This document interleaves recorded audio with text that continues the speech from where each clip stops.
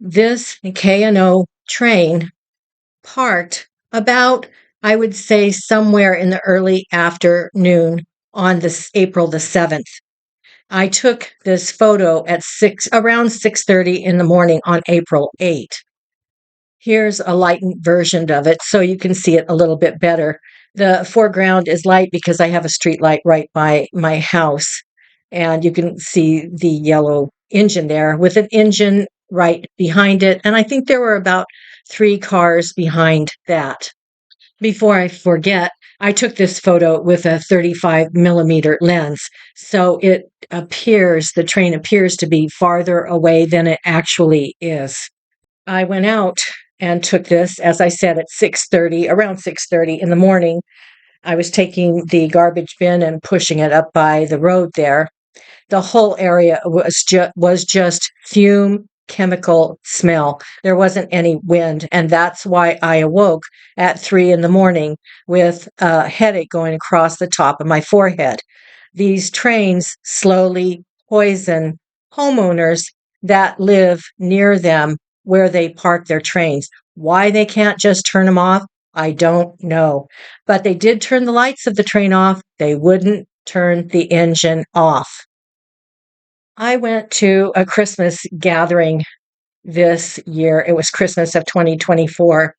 And there was probably about, I don't know, maybe 12 adults or so.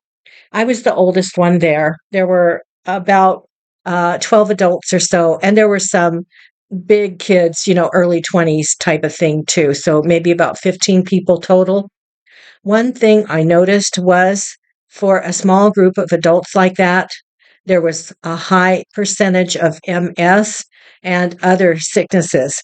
The average age, most of them were right around the age of 50, plus or minus. And I thought, that's too high. There shouldn't be this many sick people here. You see, in these rural areas, especially like here in the central part of America, the groundwater is very close to the surface of the ground. All that glyphosate that is sprayed onto crops finds its way into the water. Now, I'm not an expert, but I strongly suspect it kills the people around here too, slowly with disease. There was also a double mastectomy at that party, and this was a younger person. And this is what happens. It's not the farmer's fault. Farmers do what they're supposed to be doing, and they grow pretty much what they're told to grow and where to grow it. For those of you who think there's clean living in rural areas, think again. It just isn't true. And I'm guessing there's a high rate of, as I've already told you, I keep hearing about MS on and off here and there, and other ailments too. One last point. Even like I said, this isn't the farmer's fault. Often they live right around where their crops and such are being grown. It finds its way into the well water. So they're actually poisoning themselves. It's very, very sad what goes on in rural areas. And there's a safe way to farm, but this is what the big business and authorities tell the farmers to do. Back to the train, the employee that left this train running here is actually responsible. They changed the law back in, I think it was 2007, where companies are no longer accountable or responsible for the conduct of their employees. You can't sue a company for the actions of its employees.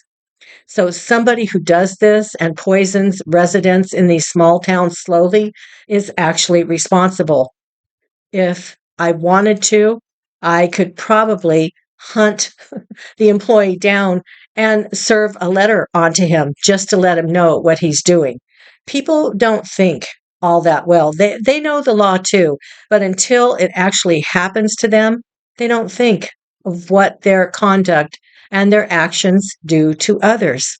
And that goes for all kinds of employment.